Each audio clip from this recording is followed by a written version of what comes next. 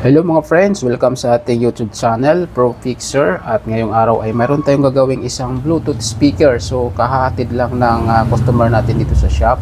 At isa itong JBL. At ang model nito ay PartyBox 100. So ang sabi kasi niya walang power. So ngayon alamin natin ang eksaktong problema.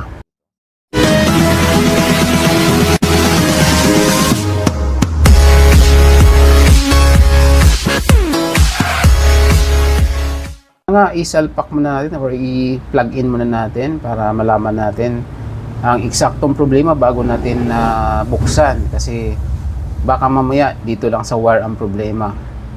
Okay, so ngayon i-on natin yung outlet natin at subukan nating i-power on. Okay, so ito na, i-power on na natin. Ayan, so wala talaga siya. So ngayon confirm na no power talaga siya. So kailangan na natin buksan. Wala sa wire yung problema. Okay? So ito na, buksan na natin at kung mapansin natin ay first time tong mabuksan ngayon dahil kompleto pa yung ano niya, yung cover ng tornilyo at wala pang gas-gas. So tayo yung nakauna nito. Ayan. So ito na, nabuksan na natin at ito na nga yung ano niya, yung mainboard. So dito naka saksak or naka-insert yung control panel dito sa may socket na ito. At bago natin baklasin yung lahat dyan, yung board at hindi kaya yung power supply, ay testing muna natin kung may 220 ba na tumawid dito sa may input ng power supply natin, sa may AC input, para sigurado, kasi baka mamaya naputol lang daga yung linya niya from AC socket papunta dito sa power supply. So manigurado tayo bago tayo mag-proceed. Okay, so ito na, 227 volts. So ibig sabihin mayroon tayong nasukat na AC input dito sa may power supply. So next steps natin ay hanapin muna natin yung ground dito sa may output molex, kasi walang nakasulat sa board. At ito, ground pin 1 is ground. Yan o, ano siya, nag 00. So ito na yung ground natin. At next steps natin ay magsukat naman tayo kung mayroon tayong masukat na output voltage dito sa power supply. So dito natin, dito sa pinakadulo. Okay, tingnan natin kung may voltahe ba siya. Okay, so 00. Kasi dito rin yung standby voltage, yung 3.3, 5 volts. So dito siya dapat mayroon tayong masukat, o di kaya yung pinaka main supply. So 00 pa rin. Ayan. Next. Okay, so 00 pa rin. So ito sa last ay 00 pa rin. So wala talaga siyang output dito sa power supply natin. So kaya naman pala wala talagang power, kahit standby voltage wala. So baklasin na natin yung power supply, itong buong power supply na to, at ito yung unahin natin i-troubleshoot. Kasi yun nga, wala siyang output voltage. Okay? So ito yung tanggalin natin at ano muna natin, i-check muna natin or i-troubleshoot. Okay? So ito na siya.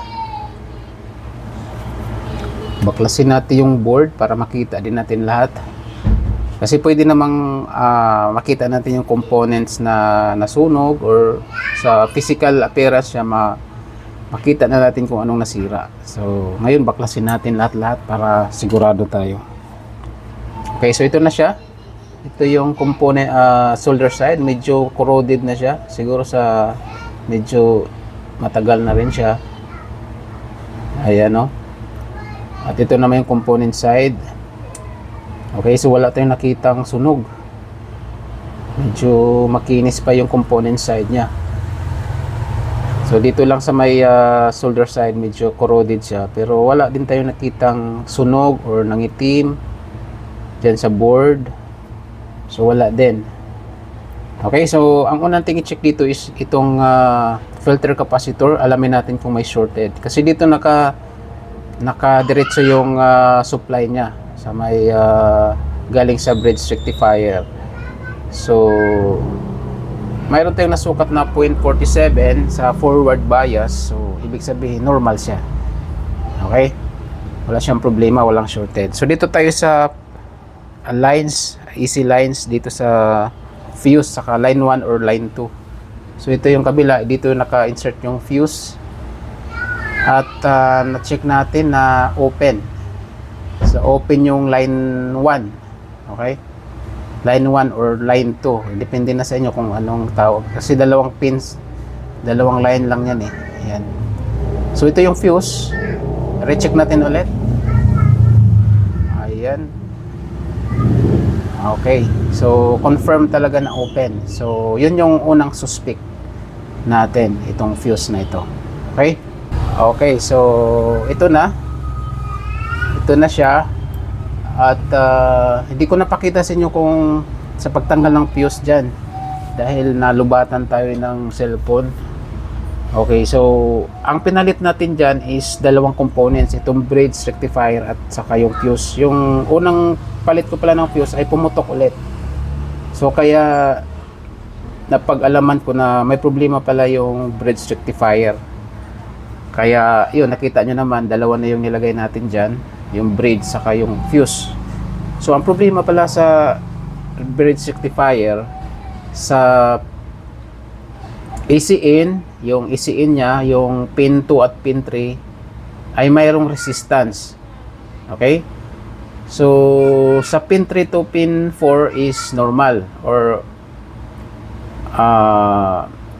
AC in to positive is normal, AC in to negative is normal. So ang problema itong dalawang pins na dito naka diretso yung ano natin, AC, yung line 1 sa line 2. Okay? So ito yung mini-measure ko yun, no? Nakita nyo 0.5, dapat wala yan. So nagkaroon siya ng resistance sa ECE natin sa bridge rectifier, itong pin 2 at pin 3. So yun yung naging problema. Kaya kanina fuse lang una yung pinalitan natin at pinutok ulit. So huli ko na siya napag-alaman na sira din pala yung bridge rectifier, yung ECE nya, which is yung pin 2 at pin 3. So medyo mahirap din i-trace kasi ang kadalasan nating i-check ng bridge rectifier ay dito sa may output, yung positive saka negative. So wala nga tayo na-detect na shortage dyan. Okay, so bago natin ibalik dun sa unit natin ay mag-inject tayo ng external na DC voltage. Okay, so mag-inject tayo ng 26 volts dyan from fuse. Okay, so ito 26 volts. Manigurado lang tayo na dapat makarating yung 26 volts na yan dito sa may filter capacitor. So from fuse dadaan sa bridge rectifier at lalabas dito sa filter capacitor para malaman natin kung wala namang problema. Kasi dyan yung na-check up natin na nagkaroon ng open, nagkaroon ng leakage dyan sa may bridge rectifier na yan. Okay, so ngayon i-measure natin kung aabot ba sa filter capacitor yung 26 volt na in-inject natin. Okay, so i-measure na natin. Okay, kasi para sigurado tayo, baka mamaya pag salpak doon sa unit natin ay may puputok pa. Okay, 25.9, so pasok yung 26 volts dyan. So ibig sabihin wala nang problema. So ngayon i-salpak na natin dito sa unit natin. Kasi pares lang naman yan eh, kung DC yung input mo, kung tama na accurate naman yung lumabas dun sa filter capacitor is wala nang problema. Okay, so ngayon i-testing na natin. Ayan, so walang pumutok, wala nang pumutok. Okay, so hindi pa natin sinalpak yung output voltage, itong Molex na to, kasi kailangan muna nating i-check kung mayroon na ba talaga siyang voltahe na lumabas dyan. Okay? So manigurado tayo kasi mahirap na pag magkamali tayo diyan. Baka mamaya hindi accurate yung lumabas diyan, nag-akyat baba yung voltahe. So masiraan tayo ng mainboard. So mahal pa naman yung mainboard or walang available na mainboard ng ganito sa GBL. So ingat-ingat lang talaga tayo. Okay, so ito yung sinukatan natin kanina. At mayroon nang 22.7 at napansin natin ay nag-steady lang yung ano niya, voltahe. Hindi siya akyat baba. So, ito na yung time na isalpak na natin sa board. So, yun lang naman yung binantayan natin kasi mahirap na pag hindi siya hindi fix or hindi accurate yung ano niya, yung output voltage. Kasi masira yung ano niyan, yung regulators or papunta na doon sa processor niya. So mahirap na. So ito na, isalpak na natin dahil sigurado na tayo na accurate na yung voltahe. Okay, ayan. Then i-plug in din natin yung control panel niya dahil dito yung power switch or button. Okay, so yun lang yung ano natin, pinalitan, dalawang components lang. Okay, ayusin lang natin. So dandaanin lang natin yung ribbon cable natin kasi kadalasan natutuklap yan kung hindi natin ingatan. Okay, so ngayon i-power on na natin at sana ay gagana na siya. Okay, so power on. Okay, so kung napansin nyo, mayroon na siyang ilaw. So palatandaan na buhay na yung unit natin or yung speaker natin. Okay, so try natin ulit. Okay, so goods na siya.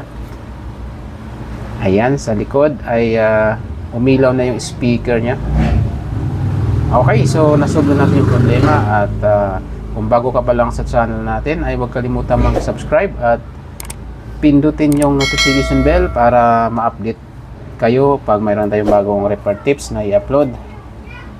Okay, so goods na talaga siya, oh. Ayan. So yun na yung ginawa natin. Nagkaroon lang ng problema doon sa power supply at dalawang components lang yung pinalitan natin, yung fuse at saka yung bridge rectifier diode na medyo mahirap matrace dahil ang problema ay sa AC-in, yung pin 2 at pin 3. Okay, so doon nagka-problema kaya putok na putok yung fuse. So maraming salamat yung panonood at huwag kalimutang mag-subscribe at pindutin ang notification bell para ma-update kayo sa susunod nating mga repair tips na i-upload. Okay, maraming salamat.